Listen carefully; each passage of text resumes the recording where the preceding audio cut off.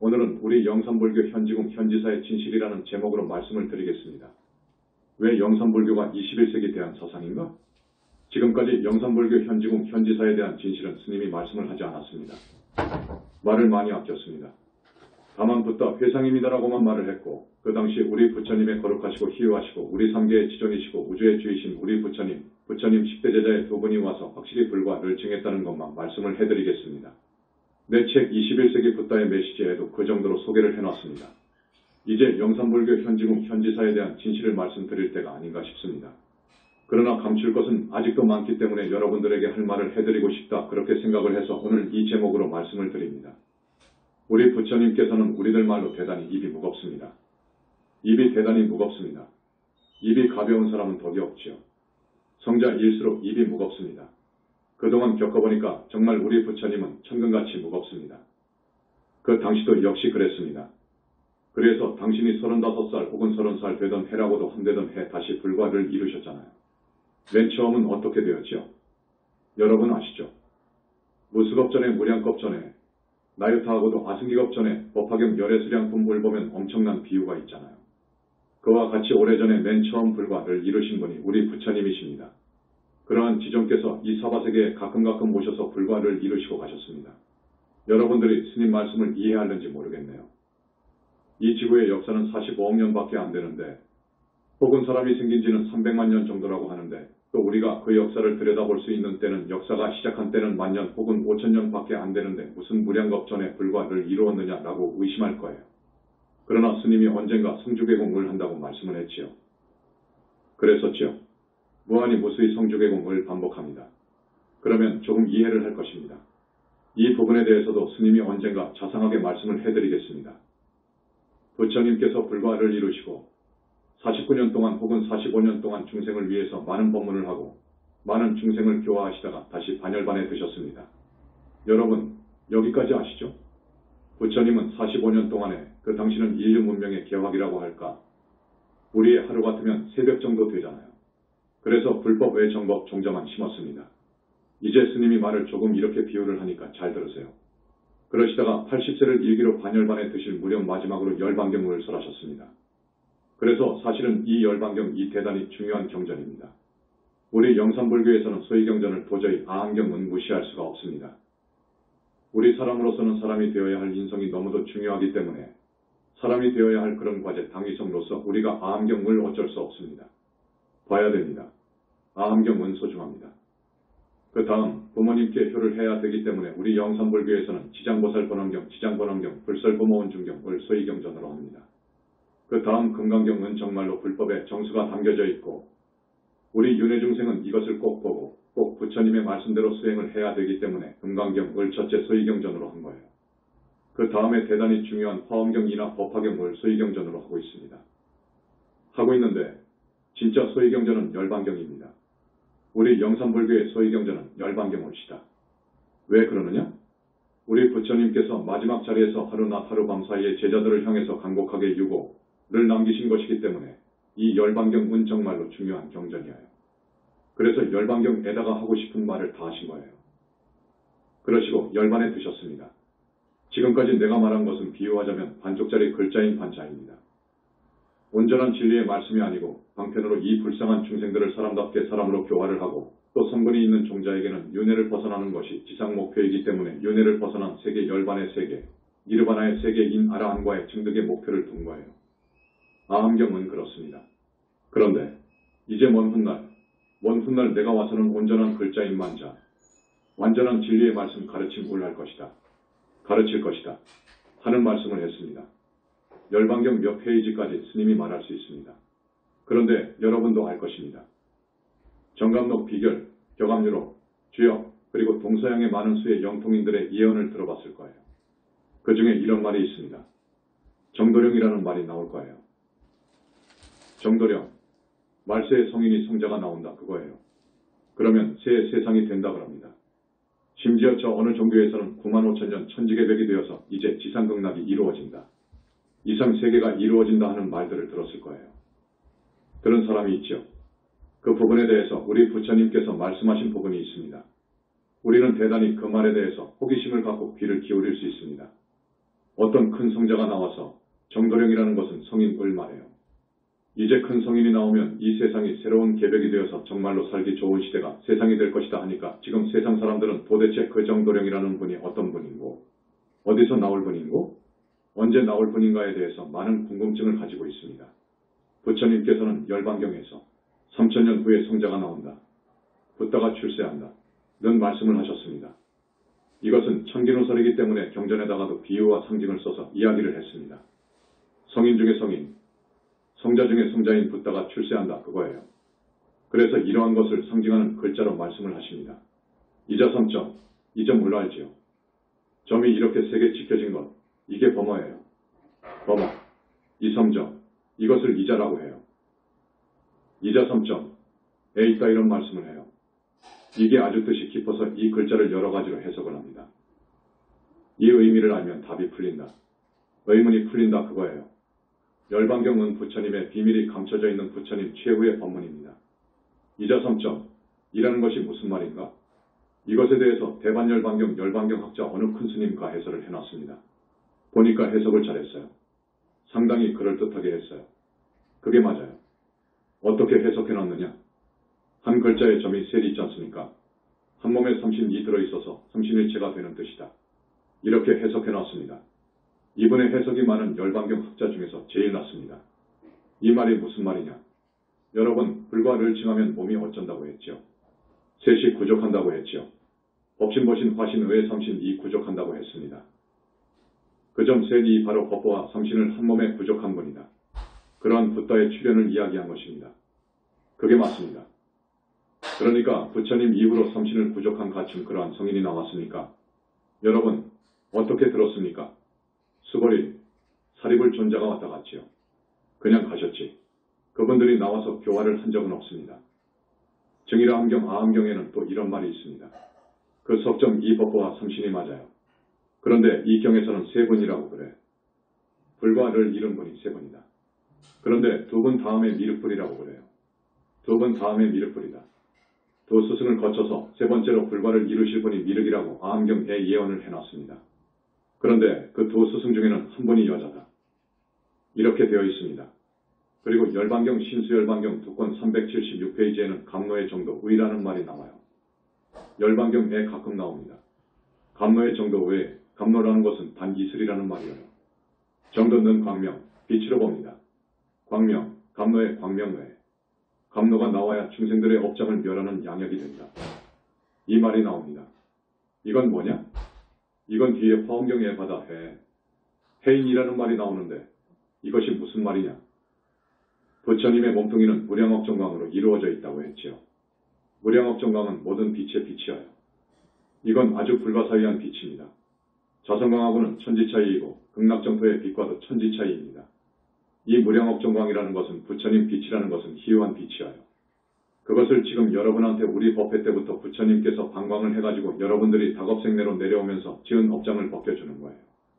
그것이 업장을 벗겨주고 소멸할 수 있는 힘이 있어요. 감노의 정도 외에 감노의 빛. 왜 감노라고 했느냐? 감노. 업장을 벗겨주니까 감노라고 했습니다. 이것은 너무너무도 소중한 축복의 빛이 아닙니까? 빛을 쏠 때 여러 군데에서 빛을 내시는데 그 빛이 나가는 것을 보면 햇빛, 태양빛, 이내리쬐일 때 그 가느다란 그 빛을 우리가 모두 셀 수 없지만 그 햇빛은 무수히 많은 빗줄기의 뭉치 아닙니까? 그와 같이 여기서 쏠 때 그래요. 쏠 때의 빛의 모습은 마치 이슬이 내릴 때 한 이슬 가닥이라고 하면 그 이슬 한 방울이 빛 가닥이라고 보면 됩니다. 그러한 감노의 광명, 이것을 해인이라고 합니다. 여러분, 해인사 할 때 해인이라고 씁니다. 정도령 성자가 이 해인을 가져온다고 그래.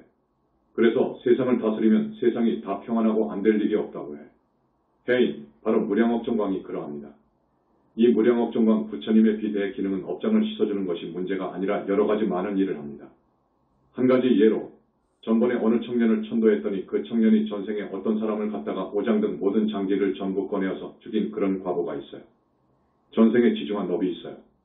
그래서 그 장기와 모든 팔다리, 눈등이 다 떨어져 나간 그 영가가 왔는데 얼마나 그 영가의 한이 하늘을 찌르겠습니까?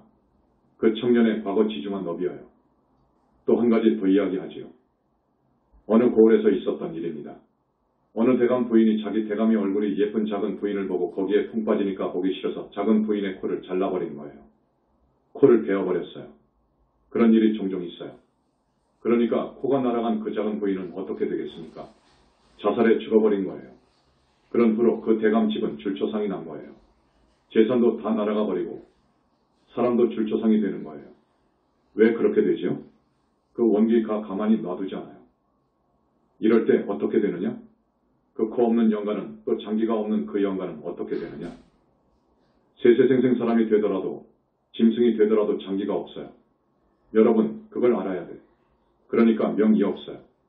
사람으로 와도 곧 죽어요. 단명하는 거예요. 이럴 때는 천하명에도 소용없고, 현대 과학이 첨단을 걷고 의술이 아무리 뛰어나다 해도 도저히 치료할 수도 없습니다. 오직 부처님 회상교단을 만나고 부처님의 가피를 얻어 부처님께서 그 무량억 정광으로 복원시키면 됩니다. 그런 사례를 나는 많이 보고 있습니다. 그러니까 부처님의 위대한 능력은 그렇다 그거예요. 부처님 이상의 성인은 없는 거예요. 불과를 징한 붓다 이상의 성자는 없어요. 불과를 징한 붓다는 오직 불교에서만 나와요. 다른 종교에서는 나올 수가 없습니다. 나올 수가 없어요.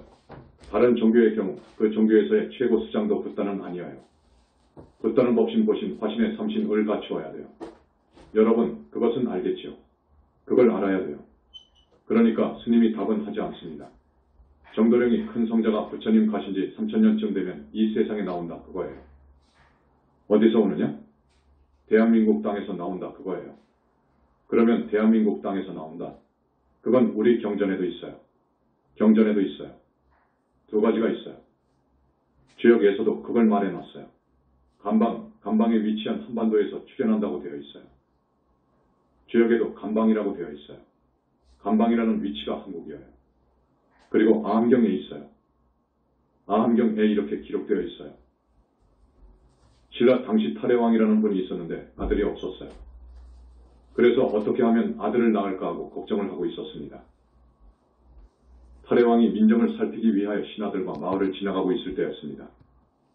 어느 숲속에서 다구는 소리가 들리기에 이상히 역에 찾아가 보니까 거기에는 큰 금 괴짝이 있었습니다. 그 금 괴짝을 열어보니 그 안에는 옥동자가 있었다 그거예요. 그래서 그 옥동자의 이름을 닭게 자를 넣어서 지어줬어요. 숲속에서 닭이 울기에 찾아갔더니 금 괴짝이 있었고 그 괴짝 안에 꼬마가 있었다고 해서 그 꼬마의 이름에 닭게 자를 넣어줬다는 것입니다. 그 후 그 꼬마가 성장하여 왕위를 계승할 때 계두왕이라고 이름을 지은 거예요. 닭게, 머리두, 임금왕, 계두왕. 그래서 우리나라 이름을 계림이라고 한 거예요. 역사를 배우면 나오지요. 지금도 이 고사를 따서 우리나라를 계림이라고 부릅니다. 그러므로 계두왕이 다스리던 곳은 곧 우리나라 대한민국이에요. 경전에는 어떻게 되어 있나? 불설증이나 함경마 하나 없건 비상품에 장례지세요 불명 미륵출현어세 이시국계명계 도왕소 지처라고 적혀 있어요. 해설 앞으로 세상의 미륵이라고 하는 부처님이 세상에 나오는데 그때의 나라 이름은 계두왕이 다스렸던 곳입니다. 그래서 2500년 전에 벌써 부처님께서 아함경을 설하신 그 아함경 안에 이러한 것을 몰래 숨겨서 놔둔 거예요. 앞날을 이야기하면 안 됩니다. 이것은 기밀이기 때문에 천기이기 때문에 말로 못하고 이렇게 비유와 상징으로 한 것입니다. 달기라고 하면 새벽의 때를 알리잖아요. 모든 중생이 해탈함을 얻는 새 시대를 알리는 것이 달기입니다. 용이라고 하는 것은 예로부터 왕권을 상징하는 것이어요. 그래서 우리나라에 전해져 내려오는 비결서에는 계룡이라고 하는 말이 많이 나와요. 닭계, 용룡, 계룡. 따라서 계두왕이 다스렸던 곳과 계룡에서 진인이 큰 성자가 출현하신다는 옛말은 서로 일치하는 것을 알 수 있다. 지금 한국 땅에서 천지를 개벽시키는 붓다가 출현한 것은 여러 경이나 고서에 한결같이 이야기하고 있다.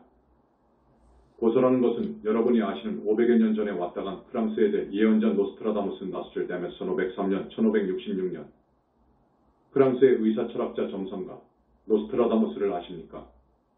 그와 비견에도 조금 더 손색 없는 한국이 낳은 예언자들이 있습니다. 격암유록을 쓴 남사고 정감록을 쓴 정감 올위시에서 몇 사람이 있어요. 해조오시 성은 오시인데 그분의 이름은 안 밝힘라는 분이 비결서를 써놓은 것이 있고 경주 이선생가에 나오는 비결도 있고 동학에서 가사로 앞날을 예언한 것도 있고 어쨌든 동서양의 여러 영통 도인들이 많이 예언을 해놨습니다. 이름 있는 무학대사라든지 강정상 같은 분도 큰 성자가 한국 땅에 온다고 했습니다. 언제 오느냐? 1980년도에 불과를 이루신다고 되어 있습니다. 1980년도이면 조금 차이가 납니다. 우리 광명만덕님이 불과를 이루신 것은 1990년대입니다. 어쨌든 부처님 이후 지금까지 불과를 이룬 분이 없어요. 없어. 삼신을 구족해가지고 무량억 정광을 방광할 만한 그런 성자는 없습니다. 스님이 21세기 붓다의 메시지권의 무죄라는 항에다가 그 부처님의 영혼이 얼마만큼 깨끗한 가를 이야기해 놓은 것이 있을 거예요. 붓다는 무죄입니다. 붓다는 죄가 없다고요. 얼마만큼 죄가 없느냐? 21세기 붓다의 메시지권을 읽어본 사람은 알 것입니다. 다급생내로 내려오면서 지은 업장이 붓다에 불안 물어볼 때 보통 사람들은 수미산만하다고 해도 과언이 아닙니다. 그런 업장을 끌고 치고 다니는 거예요. 아라한 정도만 되어도 아직도 치워야 할 것이 이 산 덩어리만 할 거예요. 보살 정도도 치워야 할 것이 이 집 덩어리 정도만 할 것입니다. 그런데 불과를 징해서 완전한 불이 되었다고 선언받기까지는 업장이 뭔지 한 풀만큼도 안 붙어 있어요. 그만큼 영혼체가 청정해요. 너무너무도 청정해요. 그렇지요. 업을 짓는 것은 탐진 번뇌 때문에 업을 짓지 않습니까? 불과를 징했다고 하는 사람들은 탐진 번뇌의 뿌리가 완전히 뽑혀진 거예요. 그 다음 다급생으로 내려오는 동안 악과 악행을 지으면서 뿌리 내린 습과 기등이 정말로 많이 빠져나오는데 그때는 이것이 완전히 식혀서 제거되어 버린 거예요. 그 다음 다급생으로 내려오면서 지은 원결도 있을 것 아닙니까? 원결, 은혜, 빛, 이것이 완전히 청산되어 버린 거예요. 없어져 버린 거예요. 완전히 청산되어야 돼요. 그래서 그 영혼체가 청정하다 못해서 빛을 발광하는 거예요. 발광하다 못해서 무량억 정광과 똑같이 되어야 자기 불신하고 기합이 되어버립니다. 그 정도의 수준이에요. 그렇기 때문에 불과를 징한 그분의 그 영혼의 아름다움과 깨끗함은 말할 수 없어요. 죄가 없는 거예요.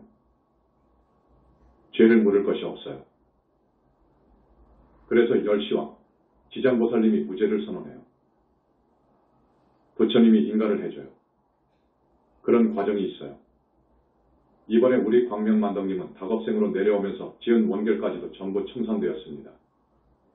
원결까지 전부 청산되어야 완전 붓다로 인가받습니다. 그런 과정이 있어요. 전번에 끝났어요. 그렇기 때문에 이런 분은 이 세상에 없는 거예요. 불과를 이루어야 돼요. 여러분, 그걸 아셔야 돼요. 이건 최고의 성자예요. 성자 중에 성자예요. 여기는 정도령이 문제가 아니에요. 그러면 한 분의 붓다가 나오면 어떻게 되느냐? 그 많은 지옥이 있죠. 이 세상에서도 나라에 특별한 좋은 일이 있으면 죄수를 석방해주고 형물 감형도 시켜주고 해요. 특사를 해주는 거예요. 감옥문을 열어요. 그렇지 않습니까? 그와 같아요. 오직 불과를 징한 사람이 나왔다 하면 법계에서도 그런 큰 특혜의 행사가 있습니다. 광명불 자재통합물이 나왔을 때 많은 수의 지옥문을 열었어요. 그런 특혜가 있어요. 그러니까 지옥에 그긋고 극한 고통을 면하고 나와서 이제 개인의 업에 따라서 하늘도 가고 다시 짐승도 되고 사람으로도 오고 하는데 그런 사람들이 많이 나왔습니다. 또 붓다가 출세하면 어떻게 되느냐? 인간 세상이 훨씬 평화로워져요. 경에 있는 것처럼 그렇게 태평성대라고 하는 것은 과장된 표현입니다. 중흥세계가 편안해져요. 중흥세계의 그 많은 무주고혼들이 다 정리가 돼요. 없어져요. 무주고혼들을 명부로 다 넣어버려요. 그런 작업이 있어요. 어떤 부처님이 그런 작업을 해주시느냐? 이건 스님이 말을 하지 않아도 여러분들이 사회해보세요. 무주고혼이 많다는 것은 좁혀서 여러분 집안의 조상 중에서 무주고혼이 많다는 것은 그만큼 문제가 있어요. 어떤 문제가 있느냐? 자손 중에서 반드시 그와 같이 자살해 죽거나 그와 같이 나쁜 병을 얻어서 죽거나 그래요. 그렇지 않습니까? 여러분 많이 들었죠? 그런 현상이 없어지니까 인간 세계가 얼마나 좋아지겠습니까? 인간 세계가 그만큼 자살률이 적어지고 그만큼 나쁜 병을 얻지 않아서 좋은 것 아닙니까? 또 무주고원 중에서는 전쟁을 좋아하는 아주 괴팍한 귀신들이 있어요. 그것들이 또 전쟁을 일으켜요. 남북 간 전쟁도 일으키고 세계 전쟁도 일으키고 개인 간의 전쟁도 일으키고 그럽니다. 그러니까 무주고원을 상당 부분 정리해버리면 그만큼 이 세상이 맑아지고 평화롭고 그래요. 사람 민심이 좀 달라져요. 다시 본성으로 회복이 돼요. 그런 수가 있고 하기 때문에 하나의 붓다가 나오면 그렇게 좋아집니다. 지금도 계속 작업하고 있습니다. 법화경 부처님의 가르침이 사기로 사분으로 해서 전도가 되고 중생들은 그 가르침에 따라서 행하기도 합니다. 우리 부처님의 교실을 넷으로 사기로 나눕니다. 제세 80년을 한 단원으로 하고 그 다음에 정법시대라고 해서 이제 1000년을 보는데 이것을 둘로 나누어요. 해탈경고를 500년으로 하고 그 다음에 선정경고를 500년으로 해요. 그 말이 무슨 말이냐? 정법시대에는 해탈을 이룬 성자들이 많이 나온다는 말이에요. 그 다음 500년은 선정에 들 정도의 성과 얻는 분들이 많이 나온다는 말입니다. 선정에 들 정도면 성중하늘에 태어납니다. 지금 제례불교의 우주 형태에서 본다고 하면 색계천에 가서 나는 것입니다. 색계천에 가려면 선정 정도에 들어야 됩니다. 그러니까 선정 정도에 드는 분들이 많이 나온다 그거예요. 그때가 500년으로 봅니다. 그래서 정법시대를 둘로 나누어요. 해탈 500년, 선정 500년에서 1000년입니다. 그 다음을 상법시대라고 해요. 상법시대를 둘로 나누어요. 상법시대도 담은경고 500년, 탑사경고 500년으로 나눕니다. 그 말이 무슨 말이냐? 담은이라는 것은 주로 교학을 많이 하는 것을 말합니다. 바꾸려고 하지는 않고 책만 들여다보고 연구만 하려는 것입니다. 그것을 담은경고라고 해요. 탑사경고란 뭐냐? 그 다음 500년은 그것도 하지 않고 주로 탑이나 쌓고 불상이나 모시고 절만 짓는 시대를 말합니다. 이런 시대를 탑사경고 500년이라고 합니다. 그래서 상법시대가 1000년입니다. 그래서 제세 80년, 정법시대 1000년, 상법시대 1000년입니다. 그 다음에 말법시대가 온다 그거예요. 그때를 또 둘로 나누어요. 교리와 율과 절, 재산 가지고 다투는 투쟁경고 500년입니다. 그 다음에 오타각세 말년 그럽니다. 지금이 2500년 후니까 이제 오타각세 말세이라요. 오타각세 말년이 돼. 이때가 지금 우리가 사는 때예요. 이 오타각세 말년 법화경에 나와요. 이때 부처님께서 부처구를 해줘요. 부처님께서 그 수많은 천만억 보나보살들에게 말법시대의 정법을 유포하라. 고명을 해요.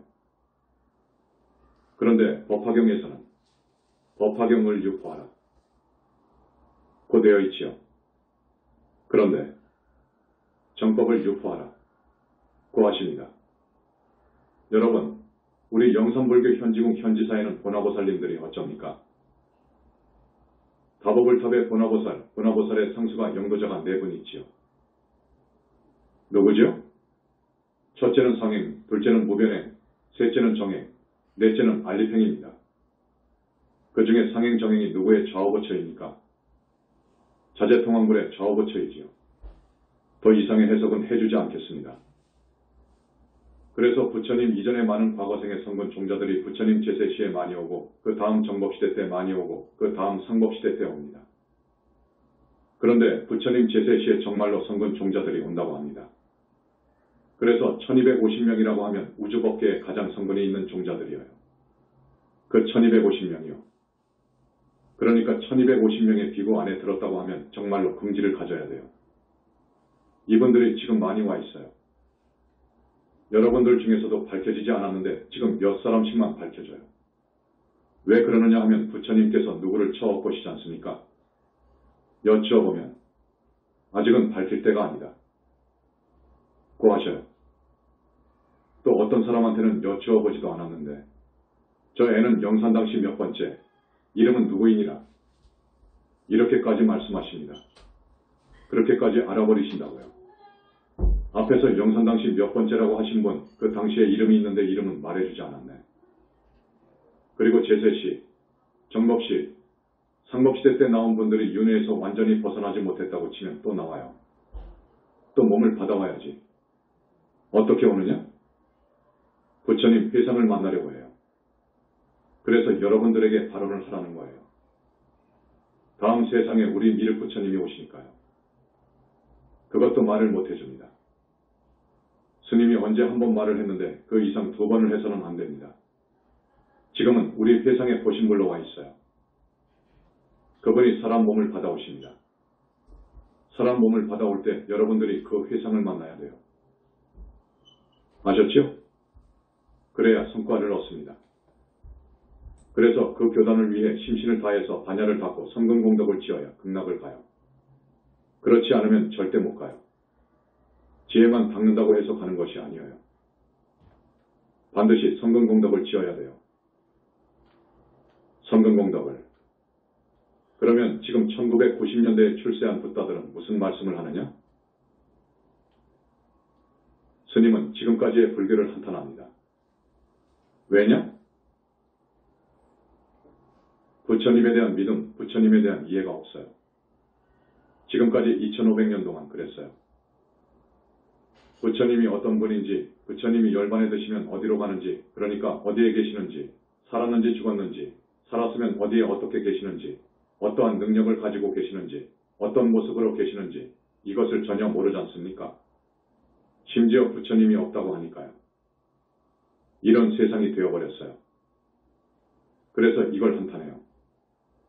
그 다음에 우리 중생은 윤회를 하는데 윤회를 하려면 반드시 주체가 있어야 되는 거예요. 주체 없이 윤회를 한다고 하면 그건 말이 아닌 거예요. 그걸 주장한다는 사람은 억설이어요. 이건 말도 아닌 거예요. 괴변론자이지요. 윤회의 주체가 있는 거예요. 그런데 지금 삼법인 중 재범무와 외무화를 갖다가 글자에 얽매여서 해석을 잘못해가지고 나도 없다 이렇게 되어 있어요. 실체가 없다는 말은 맞아요. 그 말은 현상계에서 이야기한 말이에요. 그러나 이 본책에 본체를 들여다보니까 있다고 해요. 본책에는 형이상적 실체가 있더라. 영혼체가 있더라. 그거예요. 아래야식이 아니고. 그래서 유식은 지금 끝에 가서 크게 잘못된 거예요. 누가 유식 30성을 연구한다고 하는데 이것을 알고 봐야 돼요. 거기서 아래야식을 이야기하는데 말라식 아래야식은 영혼체가 안 보이니까 무착 세친이 용어를 만든 거예요. 영적 실체를 보려면 불의 위에서 봐야 됩니다. 불과를 증한 분이 봐야 돼요. 앞에서 천도제 때 장기 없는 사람이 왔다고 했지요. 불과를 증한 분은 영체를 그렇게 보는 거예요. 영체가 코가 없이 와요. 그래서 물어보면 내가 그렇게 죽었습니다라고 한단 말이에요. 그 영혼체입니다. 그 영혼체는 내 격으로 겹쳐 있는 것이요. 그리고 지금 우리 영산불교처럼 잘 아는 곳이 없어요. 다른 데에서는 하나도 몰라요. 영적 실체인 인간 영혼의 실체에 대해서 2000년 동안 그렇게 규명을 하려고 해도 지금 안 되잖아요. 서양에서 지식인들이 가장 알고 싶어하는 것이 인간 영혼의 실체예요. 현지사에서 지금 이야기하니까 이것을 그 사람들이 그 학자들이 알게 되면 정말로 현지사로 달려올 거예요. 그래서 이러한 부분을 보완해야 돼요. 이것을 만자교라고 해요. 부처님께서 마지막 열반에 드실 때 지금까지는 반쪽짜리 글자 반자를 말씀했다 그거예요. 이건 초창기이니까요. 그 당신은 아라한과만 얻어도 돼. 그랬는데 이제 수학기에 접어들어서는 곡식을 수확할 때가 되어서는 아니어요. 온전한 진리 온쪽 진리, 완전한 진리 임만자, 가득할 마, 글자 자외의 가르침을 줘야 돼요. 그것에 의지해서 수행을 해야 극락을 가는 거예요. 그러면 만자의 가르침은 뭐냐? 그러니까 부처님 말씀이 이 다음 내가 올 때 이 다음 붓다가 출세할 때 이제 만자의 가르침을 들을 수 있다.